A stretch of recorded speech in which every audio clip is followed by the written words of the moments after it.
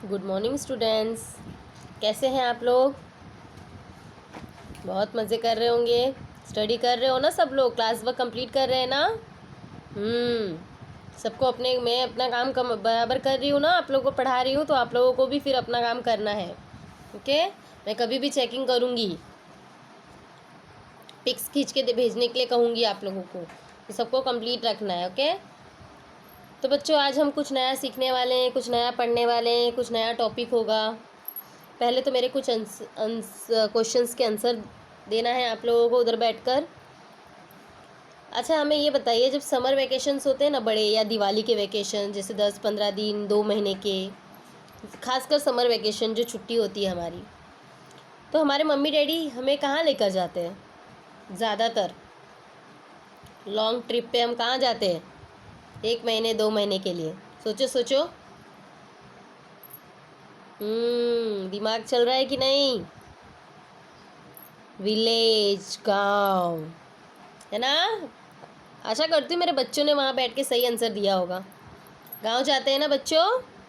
हाँ, और गांव में हम कितना एंजॉय करते हैं। गांव में जो चीज़ें हमें देखने मिलती है यहाँ तो मिलती ही नहीं देखने। पेड़ पौधे, खेत खलियान, गाय जानवर, वो हवा, शुद्ध हवा, वाह, बहुत मज़ा आता है ना। तो गांव को ही बच्चों प्योर लैंग्वेज में हिंदी में देहात भी कहते हैं। ओके, मतलब देहात, बहुत पिछड़ा हुआ इलाका, गांव। और अभी हम कहाँ रह रहे हैं? कहाँ रह रहे हो? मुंबई में। मुंबई क्या है बच्चों? मुंबई को क्या कहा जाता है? शहर है ना एक। हाँ, शहर।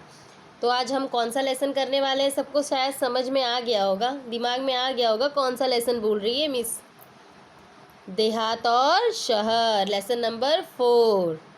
ओके, तो सब लोग ओपन करेंगे लेसन नंबर 4, पेज नंबर 9। तो बच्चों, ये हमारा लेसन देहात और शहर। सुनो, पढ़ो और लिखो। सुनना है, पढ़ना है और लिखना है। जैसे ये क्या है बच्चों? लेसन में एक्चुअली एक तरह से हम लोगों को पत्र लिखना सिखाया गया है। पत्र लेखन पता है ना आप लोगों को? व्याकरण में एक निबंध लेखन ऐसे विभाग में एक पत्र लेखन विभाग भी है। हमें पत्र लिखना भी तो सीखना है। कभी इमरजेंसी में कहीं पत्र लिखना रहा, लेटर लिख के देना है, तो कैसे लिखेंगे? आना चाहिए ना हमें लिखने के लिए। तो इस लेसन के द्वारा हम लेसन भी सुनेंगे। इसमें हम किस तरीके से अपने भाव सामने वाले को बताते हैं, अपने फीलिंग्स बताते हैं लेटर के माध्यम से, वो भी पढ़ेंगे। अब इनके राइटर कौन है? ये जो लिखा है वो किन्होंने लिखा है? अभिषेक पांडे। कौन है ये? अभिषेक पांडे जी हैं। इनका जन्म कब हुआ था? 29 जनवरी 1992 में। कब हुआ था बच्चों? 29 जनवरी 1992 में। ये कहाँ के रहने वाले? मुंबई, महाराष्ट्र के रहने वाले। इनका परिचय क्या है?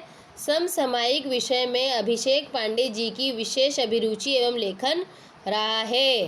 प्रस्तुत पत्रों में लेखक ने देहात और शहर के अपने दुख सुख एवं बढ़ती हुई जनसंख्या के अभिशाप पर अनेक सुझाव दिए हैं। इन्होंने ये लेटर किस माध्यम से लिखा है? शहर और गांव के बीच में कन्वर्सेशन हो रहा है, और शहर और गांव दोनों के अपने अपने क्या दुख है वो भी बताए हैं। और जनसंख्या जिस तेज़ी से हमारी देश की आबादी बढ़ रही है वो एक अभिशाप है।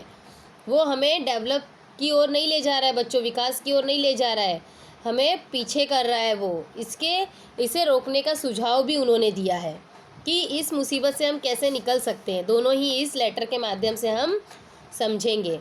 तो बच्चों, इस पाठ का मुख्य भाव तो ये है कि छात्रों को पत्र लिखने के लिए प्रेरित करना। मतलब आप लोगों को पत्र लिखने, लेटर लिखने के लिए आप लोग प्रेरित हो, तथा हमारे समाज में स्थित कई सामाजिक समस्याएं, जो हमारे समाज में, सोसाइटी में जो समस्याएं, प्रॉब्लम्स है, नई योजनाओं की ओर उनका ध्यान आकर्षित करना।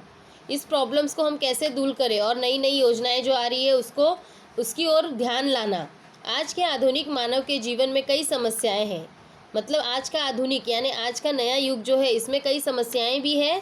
प्रत्येक व्यक्ति अपने जीवन से बेहाल होते जा रहा है, अपने जीवन से बहुत ही नीरस, बेहाल होते जा रहा है। ऐसी स्थिति में हमें एक दूसरों के दुख दर्द, कमियों, अच्छाइयों को समझकर तथा जानकर परस्पर सहयोग से आगे बढ़ना चाहिए। मैंने आपको बच्चों पहले भी बताया है ना कि हर इंसान, पांचों उंगलियां हमारी एक बराबर नहीं होती। हर इंसान में अगर अच्छाई है तो कुछ कमियां हैं, कुछ बुराई भी है, हमें उसे एक्सेप्ट करते हुए आगे बढ़ना चाहिए। ओके, तो बच्चों देखो, आपको पहले तो दिया है खोजबीन। क्या दिया है? खोजबीन। देखो दूरबीन लेके वो लड़का पिक में जैसे दिख रहा है, और सब लोग मेरे साथ स्टडी करेंगे। डाकघर से प्राप्त सेवाएं बताओ और संकेत स्थलों से अन्य सेवाएं ढूंढकर उनकी सूची बनाओ। क्या करना है बच्चों? डाकघर से प्राप्त सेवाएं बताना है हमें, लिखना है उसके बारे में। संकेत स्थल से अन्य सेवाएं ढूंढकर उनकी सूची बनानी है। सेवाओं के नाम कब ली जाती है, ये मैं थोड़ा एक्सप्लेन करती हूँ आप लोगों को अपने से बना के लिखना है, क्लास वर्क में ट्राई करना लिखने का। अब सेवा के नाम कब ली जाती है, और थोड़ा सा डाकघर के बारे में पहले बताती हूँ। डाकघर को अंग्रेजी में पोस्ट ऑफिस कहते हैं, सबको पता होगा। डाकघर क्या है? Post office. अपने भाईंदर में पुलिस स्टेशन के पास है पोस्ट ऑफिस, पता है ना? वो जो पत्रों को जमा करने, छांटने, पहुंचाने आदि का काम करती हैं। ये क्या करती है? पत्रों को जमा करती है, छांटती है और पहुंचाने का काम करती है एक जगह से दूसरे जगह। लगभग 500 साल पुरानी भारतीय डाक व्यवस्था आज दुनिया की सबसे बेहतर व अव्वल स्थान की डाक व्यवस्था है। ये कब की है बच्चों? 500 साल पुरानी है। 500 साल पहले से ये चलती आ रही है। सबसे पुरानी सेवा है। जब फ़ोन नहीं हुआ करता था, गाड़ियाँ नहीं थी, तब यही सेवा तो एक जगह से दूसरी जगह जाया करती थी ना। आज तो फ़ोन पे लोग फटाफट सब कुछ बोल कर लेते हैं, लेकिन जब उस टाइम फ़ोन नहीं था तो लोग अपनी बातें इसी के पत्रों के माध्यम से ही भेजा करते थे। आज भी हमारे देश में हर साल लगभग 10,000 करोड़ चिट्ठियाँ दरवाजे दरवाजे तक पहुँचाई जाती है। आज भी बच्चों गांव देहात में ऐसी जगह है जहां चिट्ठी के माध्यम से पहुँचाई जाती है। अब भारतीय डाक सेवाओं की सूची दी गई है। सेवाओं के नाम और कब ली जाती है, जैसे है पहला, राष्ट्रीय ग्रामीण रोजगार गारंटी स्कीम। राष्ट्रीय ग्रामीण रोजगार गारंटी स्कीम ये कब ली जाती है? बचत खाता खोलने हेतु, यानी सेविंग अकाउंट्स हमें खोलना होता है तब ली जाती है। अब एक सेकंड है, सोने के सिक्के की बिक्री, गोल्ड्स के जो सिक्के होते हैं उसकी बिक्री, उस टाइम पे ये सेवा ली जाती है। ग्राहकों को शुद्ध सोने के सिक्के खरीदने हेतु, ग्राहक को जब शुद्ध सोने के सिक्के खरीदने होते हैं तब ये सेवा ली जाती है, रिलायंस मनी लिमिटेड के साथ मिलकर। थर्ड है वृद्धावस्था पेंशन, जो बूढ़े हो जाते तो जो पेंशन मिलता है ना, बचत खाते के माध्यम से वृद्धावस्था में पेंशन देने हेतु। ये वृद्धावस्था पेंशन कब दी जाती है? जब बचत खाते, उनका जो बचत खाता होता है उसमें से कट करके लास्ट में जब वो वृद्ध होते हैं तो उनको दी जाती है, उनका बुढ़ापा, जीवन यापन करने के लिए बुढ़ापे का। फोर्थ है रेल टिकट आरक्षण, ग्राहकों की मदद व रेल टिकट आरक्षण हेतु। रेल टिकट आरक्षण क्या है? ग्राहकों की मदद करना और रेल टिकट आरक्षण हेतु हम रिजर्व करते हैं ना टिकट्स को। फिर है आरटीआई आवेदनों की ऑनलाइन स्वीकृति। आरटीआई क्या है? अब ये कब करते हैं?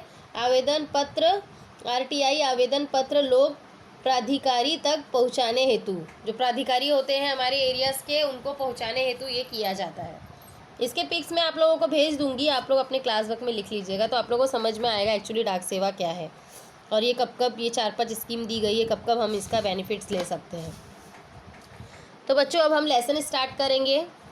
पता है ना पत्र की स्टार्टिंग हम कैसे करते हैं बच्चों? अपने बुक्स के कॉर्नर साइड में सबसे फर्स्ट क्या आता है? अगर मैं लेटर लिख रही हूँ तो मेरा नाम, एड्रेस और जिस दिन लिख रही हूँ उसका दिनांक। तो यहाँ पे देखो दिनांक दिया है 1 अगस्त 2017। ये कब का है? 2017 का लेटर है जो हम पढ़ने वाले हैं, ठीक है। फिर बाद में बच्चों दाईं ओर तो ये होता है हम अपना पता लिखते हैं, जो पत्र लिख रहा है, जैसे कि ये कौन पत्र लिख रहा है समझो, वो हम देखेंगे अभी कौन लिख रहा है, ठीक है। अब समझ में आएगा। जब बाईं ओर हम कौन लिखता है? जिसका, जो लिख रहा है लेटर, जो हमें भेज रहा है, और वो किसे लिख रहा है? वो होता है दाईं ओर। तो क्या लिखा है? प्रिय मित्र शहर, यानी कौन किसको लिख रहा है? गांव। गांव किसको लेटर लिख रहा है? शहर को, क्योंकि बाईं ओर होता है जो लेटर लिखता है वो, और दाईं ओर उसका एड्रेस होता है जिसे वो भेज रहा है। तो किसे भेज रहा है? प्रिय मित्र शहर।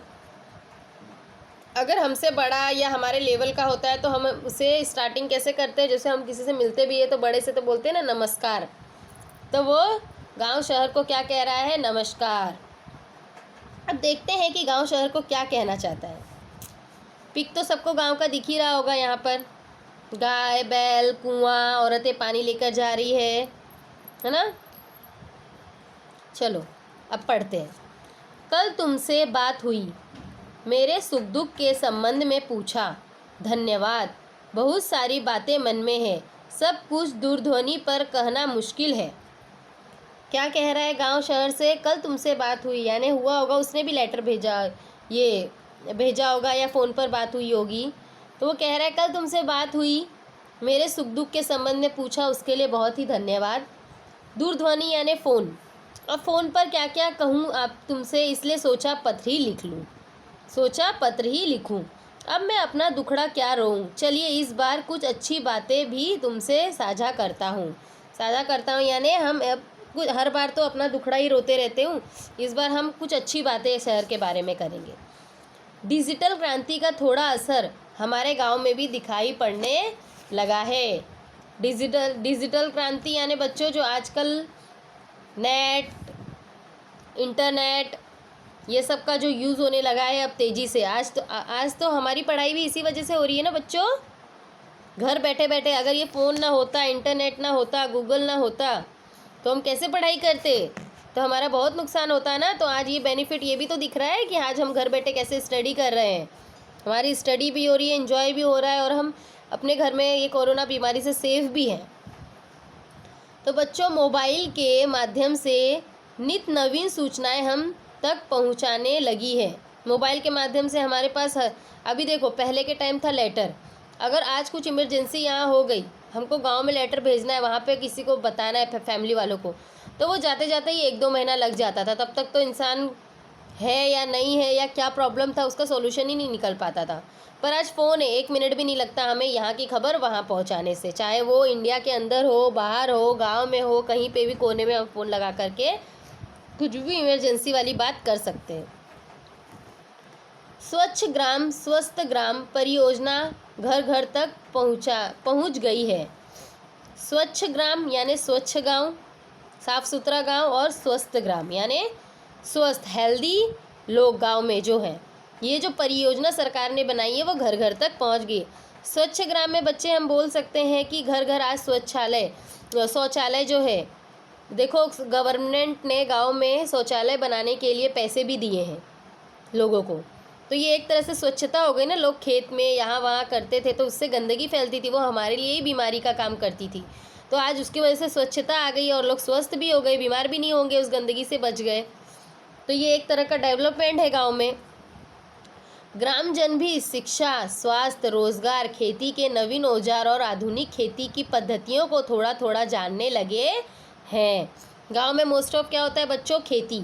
अब खेती में नए नए औजार आ गए हैं, गाड़ी, ट्रैक्टर, आधुनिक खेती की पद्धतियाँ, यानी अलग अलग ऐसे फास्ट जिससे हम बहुत जल्दी अनाज उगा सके, खाद वगैरह ऐसे आ गए, दवाइयाँ ऐसी आ गई है कि फसल अच्छी हो, जल्दी हो। तो ये सब भी आज गांव में लोग यूज़ करने लगे, जिसकी वजह से वो लोग भी प्रोग्रेस करने लगे हैं। घर घर में शौचालय जैसी सुविधाओं के प्रति लोग जागरूक हो रहे हैं। यानी अब घर में, पहले लोग बोलते थे नहीं घर में शौचालय नहीं होना चाहिए, वो एक गंदगी है, गंदी चीज़ है, घर में नहीं बनानी चाहिए। पर आज लोगों को समझ में आ रहा है कि ये एक बीमारी का काम कर रही है, जो बाहर जाके करना, और ये एक बीमारी का काम है। इसके लिए लोग आज समझदार हो गए हैं और घर में शौचालय बनाने लगे हैं।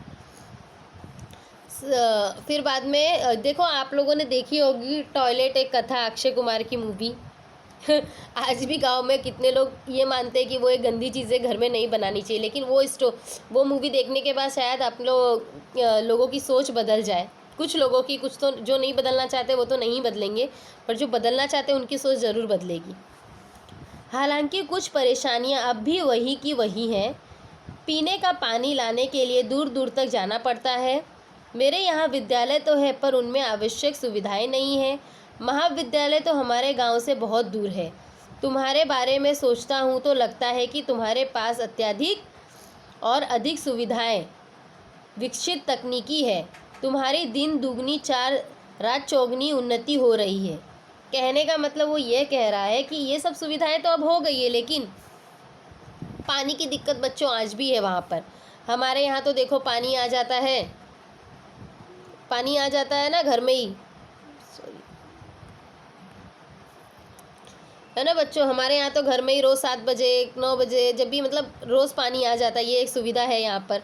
लेकिन गांव में बच्चों आज भी ये सुविधा नहीं है। आज भी वहाँ के लोग जो है वो सफ़र कर रहे हैं इन चीज़ों के लिए। तो क्या है, वो यही बताने की कुएं से पानी लेकर जाते हैं। इससे यहाँ वहाँ पे तो ये सुविधा नहीं है कि लगाए और टाइम पर आता है। फिर बाद में लोग विद्यालय तो है, स्कूल्स तो हो गए हैं पास पास में, लेकिन उनमें उचित सुविधाएं नहीं है। जैसे लाइब्रेरी होना चाहिए, स्पोर्ट्स ग्राउंड होने चाहिए, कंप्यूटर रूम होना चाहिए, लाइब्रेरी होनी चाहिए। तो ये सारी सुविधाएं नहीं है वहाँ पर, जिसकी वजह से बच्चों का जल्दी विकास नहीं हो पाता। बच्चे कहाँ जाएंगे इन सब चीज़ों के लिए। बट आज यहाँ के स्कूल्स में ये सब अवेलेबल है, बट वहाँ पर नहीं है। और महाविद्यालय यानी कि जैसे कि हम स्कूल पास करके कॉलेज जाना चाहते हैं तो वो बहुत दूर दूर है, कैसे जाए। पर यहाँ पे शहर में क्या है, ये सारी चीज़ें अब डेवलप हो चुकी है, ये सब चीज़ें बहुत सारी हो गई है, तो यहाँ के लोगों को परेशानी नहीं होती। इसलिए यहाँ के लोग दिन दुगनी रात चौगनी, यानी कि कहने का मतलब दिन रात, कहते हैं ना कि गांव के लोग अगर साल भर में जो काम कर पा रहे वो यहाँ रातों रात हो जाता है, क्योंकि यहाँ पे वो सुविधाएं हैं। ये मुहावरे का अर्थ है। तुम कितने सुखी हो, यातायात के आधुनिक साधन, पक्की चौड़ी सड़कें, बड़े बड़े शॉपिंग मॉल और 24 घंटे बिजली की सुविधाएं तुम्हारी शान में 4 चांद लगा देती है ना बच्चों। ये सब हमारे यहाँ शॉपिंग करना है, मॉल चले जाओ, सारी चीज़ें मिल जाएगी। चौड़ी चौड़ी सड़कें हैं, निकलो ऑटो मिल जाएगा, बस मिल जाएगा, ट्रेन मिल जाएगा। ट्रेन तो अपने यहाँ 1-1 मिनट में आती है, पर गांव में आज भी बच्चों ये सुविधा नहीं है। लोगों को 1-1 2-2 घंटे 3-3 घंटे ट्रेन के लिए स्टेशन पे बैठना पड़ता है, और इतनी गंदी गर्दी होती है, वो लोग कैसे सफ़र करते हैं। और बिजली की समस्या आज भी वहाँ पर है। यहाँ पे 24 घंटा बिजली होती है, लेकिन वहाँ नहीं होती। वहाँ कम बिजली, वहाँ बिजली काटी जाती है। वहाँ की बिजली का यूज़ यहाँ शहरों में किया जाता है, क्योंकि यहाँ पे ज़्यादा विकास हो रहा है, यहाँ पे ज़्यादा पैसे कमाने लोग आते हैं, फैक्ट्रीज़ वगैरह चलती है, इसके लिए यहाँ बिजली का उपयोग ज़्यादा होता है। तो गांव शहर में काट काट कर वो बिजली का यूज़ यहाँ किया जाता है। तो लेकिन एक तरह से वहाँ के लोगों को भी तो परेशानी होती है। तो ये सब सुविधाएं आज शहर में है, लेकिन गांव में आज भी नहीं है, वो ये कहने की कोशिश कर रहा है गांव। कभी कभी मन बहुत उदास हो जाता है। एक ज़माना था जब मेरे यहाँ बहुत खुशहाली थी, चारों तरफ हरियाली थी, पर अब पहले जैसी रौनक नहीं रही। मैं असुविधाओं, बेरोजगारी, आपसी झगड़े, गुटबाजी, अशांति जैसी समस्याओं से घिरता जा रहा हूँ। क्या हो रहा है बच्चों, पहले वहाँ पे जो खुशहाली हरियाली देखो बच्चों, वहाँ पे बेरोज़गारी है, इसके लिए लोग शहर की ओर आ रहे हैं। तो शहर में क्या हो रहा है, शहर में आबादी बढ़ रही है, असुविधाएं हैं, वहाँ पे सारी सुविधाएं नहीं है, इसलिए लोग वहाँ से हट रहे हैं। आपसी झगड़े होने लग गए हैं, गुटबाजी करते हैं, झगड़ा पट्टी करते हैं, अशांति की वजह से ऐसी समस्याएं घिर गई है वहाँ पर। तो बच्चों नेक्स्ट पेज पर चलेंगे। अब देखो बच्चों, यहाँ पर यहाँ के कुछ अशिक्षित और अल्प शिक्षित लोग परिवार कल्याण के प्रति आज भी उदासीन हैं। जनसंख्या भी बढ़ रही है, उनके लिए यहाँ काम धंधा नहीं है। बच्चों जैसे आबादी बढ़ती है तो काम धंधे भी तो लोगों को चाहिए, पैसे भी तो चाहिए घर चलाने के लिए। लेकिन ये समस्या गांव में क्यों है, क्योंकि आज के लोग भी वहाँ पे एजुकेटेड नहीं है, अशिक्षित है, अल्प शिक्षित है, बहुत कम पढ़े लिखे। इसके वजह से वो परिवार कल्याण, यानी आज मुंबई में लोग एक परिवार योजना, एक परिवार, एक बच्चा 2 बच्चा बस हो गया, क्योंकि उसके खर्चे भी होते हैं वो बराबर उठाने करने पढ़ाना लिखाने में। तो आज शहर के लोग बहुत समझदार हो चुके हैं, 1 या 2 बच्चे ही होते हैं उनके। लेकिन गांव में क्या होता है कि आज भी लोग 5-10 बच्चे ऐसे होते हैं लोगों के। वो पढ़ रहे हैं कि नहीं, लिख रहे हैं कि नहीं, उससे उनका कुछ लेना देना नहीं होता है, वो अशिक्षित रह जाए। फिर क्या होता है बच्चों, बेरोज़गारी बढ़ती है। वहाँ पे इतने सारे लोग हो गए परिवार में, लेकिन कमाने के लिए ज़रिया नहीं है। तो ये एक बड़ी समस्या है वहाँ की जनसंख्या। ऊपर से वहाँ के लोगों की सोच है 5 लड़की हो गई, 6 लड़की हो गई, अरे लड़का चाहिए लड़का चाहिए, इसकी लालच में लोग 10 लोगों को 6-6 7-7 लड़कियाँ हो जाती है। तो ये भी एक थिंकिंग है। बट आज का ज़माना ऐसा है बच्चों कि लड़के लड़कियाँ दोनों एक बराबर है। आज लड़कियाँ भी वो हर जगह पे काम कर रही है जहाँ लड़के करते हैं, अगर हम उसे अच्छे से शिक्षित करें लड़कियों को तो। पर ये सोच उनकी नहीं बदली, क्योंकि वो उतने शिक्षित नहीं है गाँव के लोग। रोज़गार की तलाश में लोग शहर जा रहे हैं। यहाँ काम के लिए मजदूर नहीं मिल रहे हैं। शहरी चमक दमक और आधुनिक सुविधाओं की ओर आकर्षित होकर लोग मुझे अकेला छोड़कर तुम्हारी ओर दौड़ रहे हैं। यहाँ स्वास्थ्य सुविधाएं भी नहीं हैं, बीमारियां हैं, पर पर्याप्त मात्रा में सुसज्ज और अच्छे अस्पताल नहीं हैं। लोगों के ठीक समय पर दवा नहीं मिल पाती। मेरा परिवार टूट सा रहा है। बताइए मैं क्या करूं? तुम्हारा मित्र देहात। यानी तुम्हारा मित्र देहात। जब हम एंड करते हैं ना बच्चों पत्र का, तो वहाँ जो हम हैं वो उनका नाम लिखते हैं। अगर मैं लेटर लिख रही हूँ तो मैं लिखूँगी तुम्हारी मित्र या तुम्हारी शिक्षिका वंदना मिस। ओके, तो बच्चों ये प्रॉब्लम है जो देहात ने गांव से देहात ने जो है वो शहर से कही है कि वहाँ पे सुविधा, आज वो अकेला पड़ गया, आज गांव खाली हो गया और शहर भर गया है। और इससे शहर में भी तो तकलीफ हो रही है ना, वहाँ पे भी तो संख्या बढ़ गई है। अब क्या करेंगे? अब कोई हमें लेटर लिखता है तो हमें उसका उत्तर भी तो देना है। अब क्या कर रहा है? अब शहर देहात को लेटर लिखेगा इसके संबंध में, इसके विचार में। दिनांक 15 अगस्त 2017। देखो देहात ने कब लिखा था? 1 अगस्त को। फिर वो पहुंचा होगा, पढ़ा, फिर उसने रिप्लाई कब दिया? 15 अगस्त को शहर ने भेजा है देहात को लेटर। प्रिय मित्र देहात, नमस्कार। अब देखो शहर अपना क्या कहना चाह रहा है। आज स्वतंत्रता दिवस है। इस उपलक्ष्य में हार्दिक बधाई। पत्र मिला, तुम्हारी प्रगति के बारे में जानकर खुशी हुई। मित्र, परिवर्तन सृष्टि का नियम है। भला तुम्हारी स्थिति क्यों न बदलती? धीरे धीरे और भी विकास होगा। धीरे धीरे रे मना, धीरे धीरे सब कुछ होए। माली सींचे सो घड़ा, ऋतु आए फल होए। कहने का मतलब बच्चों कि सफलता तुरंत नहीं मिलती है, हमें मेहनत करते रहना चाहिए। हम धीरे धीरे अपना काम करते रहेंगे तो आगे जा कर के वो सफल होगा, उसका फल हमें मिलेगा। माना कि कुछ परेशानियां हैं, वहाँ के परिवार तेजी से मेरे यहाँ आ रहे हैं, परंतु यहाँ आकर भी सब कहाँ सुखी है। चिराग तले अंधेरा। कहने का मतलब कि सब आ तो जा रहे हैं बच्चों, यहाँ पे भी तो रहने की दिक्कत हो रही है। लोग झोपड़ा बना के, चौली बना करके, क्राउड इतने हो गए हैं कि रहने का जगह नहीं है। स्टेशन के पटरी के बाजू में झोपड़ा बना के ऐसे ऐसे करके जगहों पे रह रहे, कैसे कैसे अपना गुजर बसर कर रहे हैं। तो लोग को तो दूर से दिखता है, अरे मुंबई में रह रहा है, मुंबई में रह रहा है। लोगों को, गाँव वाले लोगों को ऐसा लगता है कि मुंबई में तो पेड़ लगे हैं पैसों के और उसमें से तोड़ो और खा रहे, मज़े कर रहे। पर हमें पता है कि जो मुंबई में रह रहे, भाड़े पे रह रहे, रेंट भर रहे, कैसे वो कमा रहे, कैसे सफ़र कर रहे, कैसे बच्चों को पढ़ा रहे। तो ये तकलीफ़ सिर्फ हम ही समझ सकते हैं। तो इसलिए ये कहा गया है मुहावरा, चिराग तले अंधेरा। जिन बस्तियों में, जिन हालात में वे रहते हैं, तुम सुनोगे तो और बेचैन और व्यथित हो जाओगे। मेरे यहाँ की दिन ब दिन बढ़ती भीड़ से मैं परेशान हो उठा हूँ। जिस चकम तकम की बात तुम कर रहे हो वह सबको कहाँ उपलब्ध है। तुम्हारे यहाँ से जो यहाँ आता है कई बार बाद में पछताते भी हैं। बच्चों वहाँ से गांव घर छोड़कर यहाँ तो आ जाते, फिर लोग को रोज़गार नहीं मिलता, रहने को जगह नहीं मिलती, फिर कैसे भी अपना जीवन यापन करने लगते हैं। दुख तकलीफ में ज़रूरी नहीं है जो सब वहाँ से यहाँ आ रहे वो खुशी है, शौक मौज कर रहे हैं। यहाँ पे भी बहुत तकलीफ़ हो गई है क्योंकि क्राउड इतना बढ़ गया। कहाँ से सबको रहने की जगह मिलेगी, कहाँ से लोग भाड़ा भरेंगे, कहाँ से रोज़ लोगों को रोज़गार मिलेगा। ये सब परेशानियाँ शहर में भी अब होने लगी है क्योंकि गांव खाली होके यहाँ आने लगे हैं। मैं चाहता हूँ कि तुम अपने लोगों को समय रहते अपना महत्व समझाओ।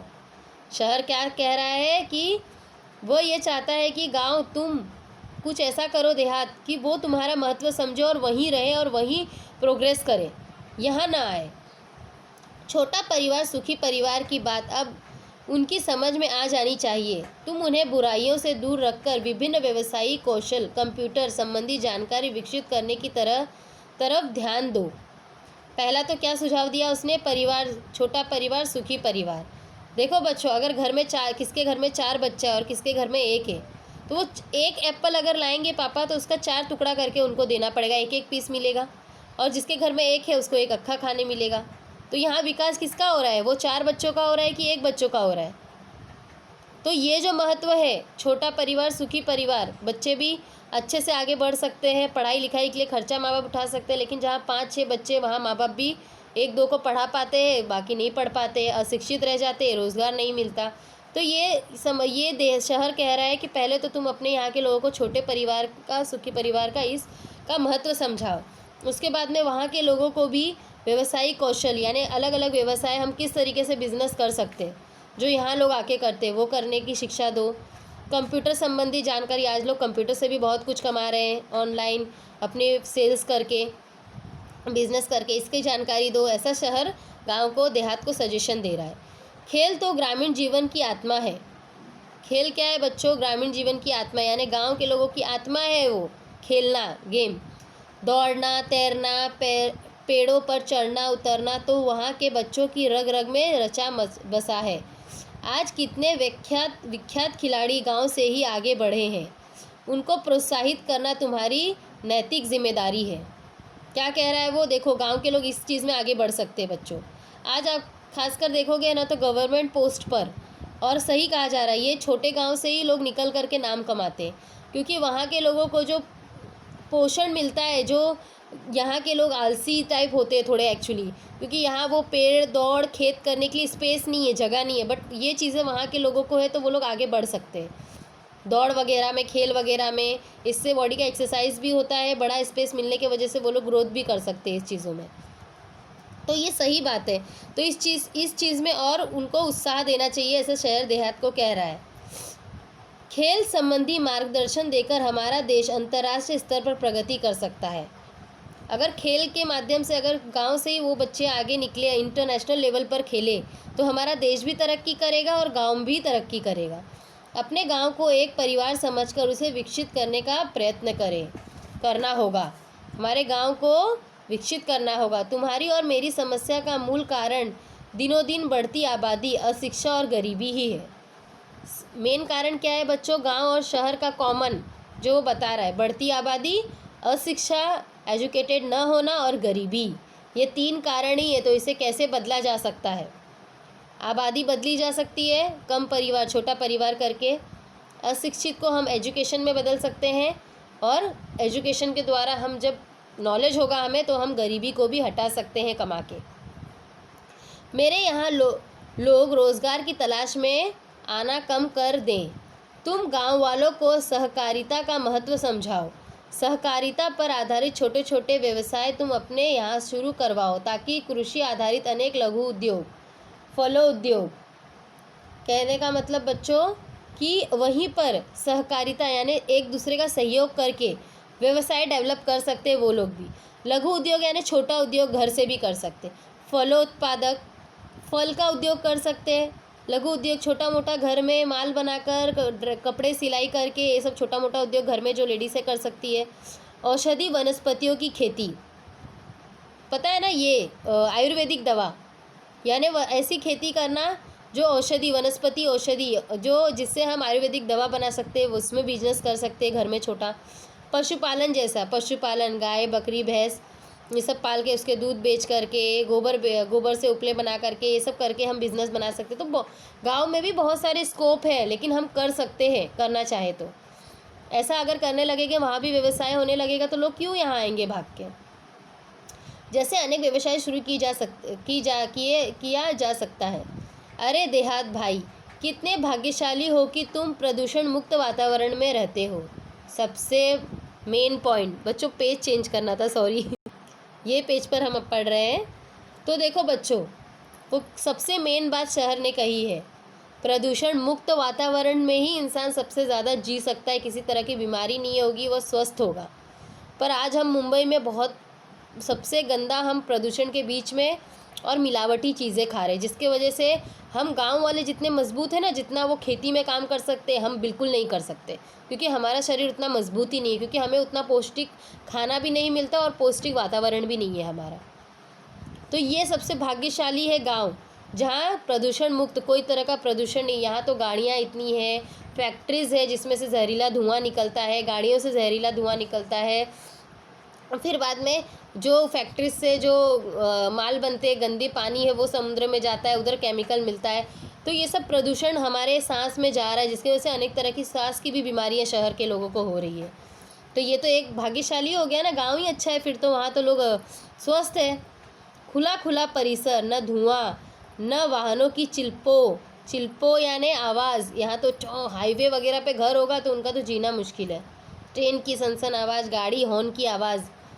हरे भरे पेड़ से सब चीज़ें तुम्हारे पास है। हरे भरे पेड़ है, वातावरण है जो ऑक्सीजन देते, खुला है।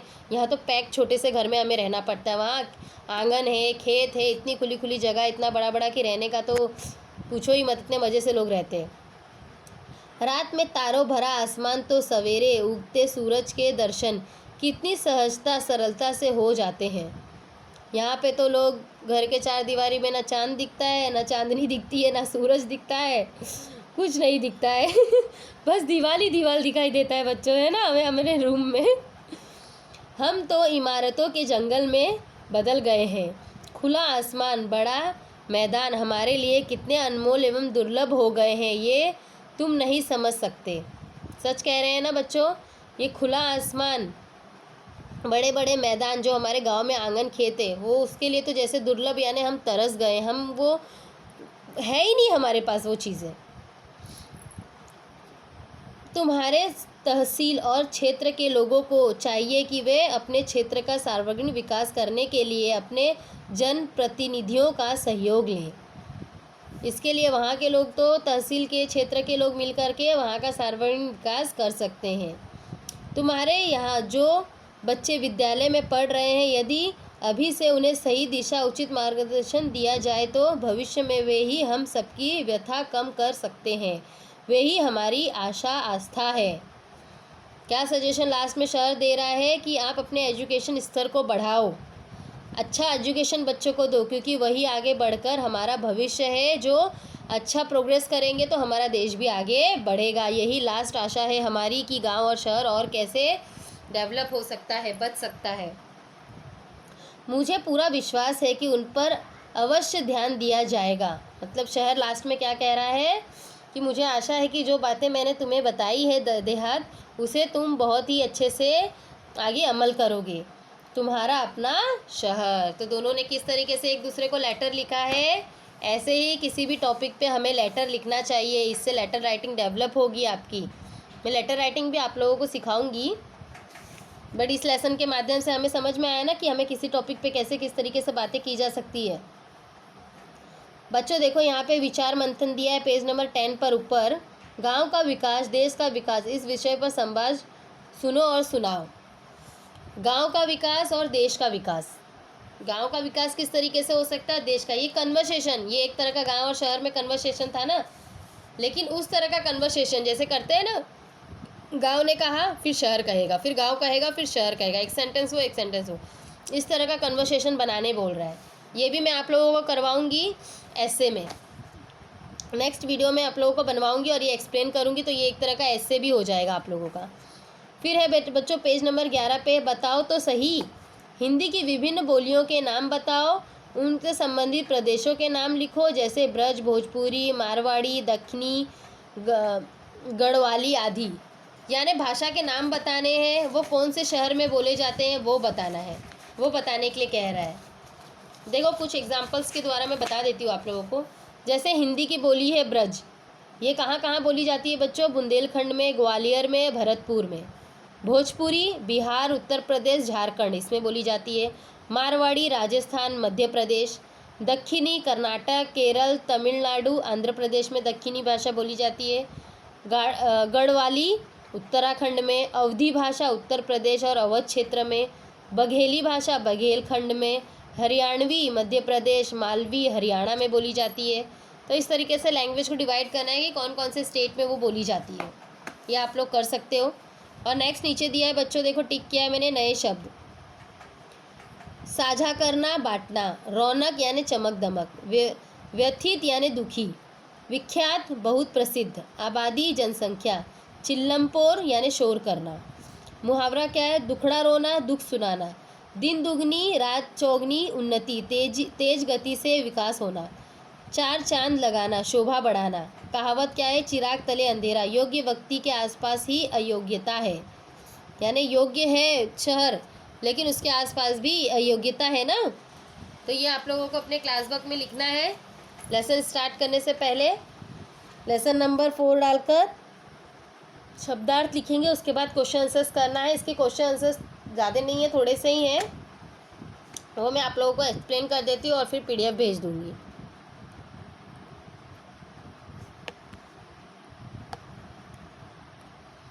तो देखो बच्चों, इसमें जो टिक किया है ना मैंने 5 क्वेश्चन, वही आप लोग को उतना सही करना है।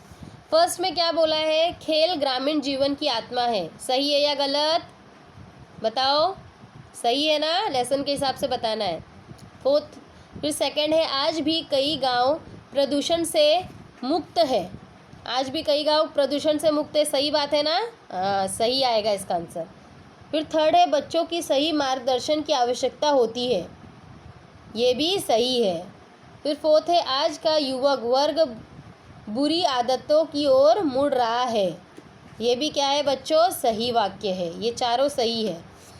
फिर फिफ्थ लिखना है, 1 नंबर पे जो दिया है, गांव में बीमारियां हैं पर पर्याप्त मात्रा में सुसज्ज और अच्छे अस्पताल हैं, है क्या ये? नहीं, गांव में बताया था ना, विद्यालय महाविद्यालय अस्पतालों की असुविधा है अभी भी, तो ये वाक्य गलत है। अब नेक्स्ट क्वेश्चन है बच्चों, क्वेश्चन नंबर 2 डालना है, किसने किससे कहा, यानी ये जो सेंटेंस है लेसन का, वो किसने किससे कहा है इस लेटर में।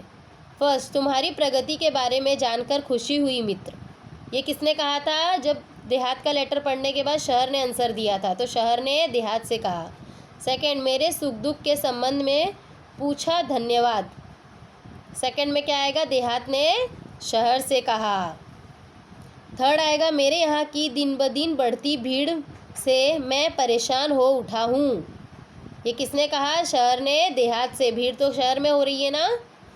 फोर्थ, अरे देहात भाई कितने भाग्यशाली हो कि तुम प्रदूषण मुक्त वातावरण में रहते हो, ये किसने कहा था? शहर ने देहात से।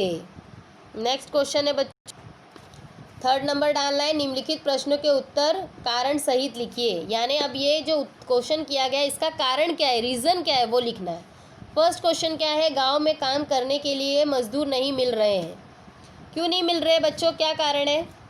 क्योंकि गांव के सारे लोग शहर की ओर आकर्षित होकर यहाँ आ रहे हैं, फिर वहाँ काम करने के लिए लोग ही नहीं मिल रहे हैं, यही है ना सबसे बड़ा कारण। गांव में काम करने के लिए मजदूर इसलिए नहीं मिल रहे हैं क्योंकि शहर की चमक धमक व आधुनिक सुख सुविधाओं के कारण लोग उसकी ओर आकर्षित हो रहे हैं। नेक्स्ट है, शहर परेशान हो उठा है, शहर क्यों परेशान है? क्योंकि दिन ब दिन वहाँ भीड़ बढ़ रही है, रहने की जगह नहीं है, इसलिए वो परेशान हो रहा है ना। शहर में दिन ब दिन बढ़ती भीड़ के कारण वह परेशान हो उठा है, बढ़ती आबादी के कारण अब चिराग तले अंधेरा दिखाई दे रहा है। पहले तो शहर बहुत आबादी का बहुत प्रगति करने वाला देश था, लेकिन अब धीरे धीरे वो अंधकार जैसा दिखने लगा है। थर्ड है, गांव बहुत उदास हो जाता है, गांव क्यों उदास हो जाता है बच्चों? गांव बहुत उदास हो जाता है क्योंकि असुविधाओं, बेरोजगारी, आपसी झगड़े, गुटबाजी, अशांति जैसी समस्याओं से वह घिरता चला जा रहा है, इस वजह से वह बहुत उदास हो गया है। तो इस तरीके से इतने से ही क्वेश्चन आंसर्स आपको करने हैं, इसके PDF में भेज दूंगी, और इसके जो ऐसे और लेटर है, राइटिंग है, वो मैं करवाऊंगी आप लोगों को। लेसन्स हो गए, ये वाला लेसन कंप्लीट हो गया है, सब लोग रीडिंग करेंगे लेसन, और फिर बाद में क्लास वर्क कंप्लीट करेंगे। ओके बच्चों, सो बाय, टेक केयर।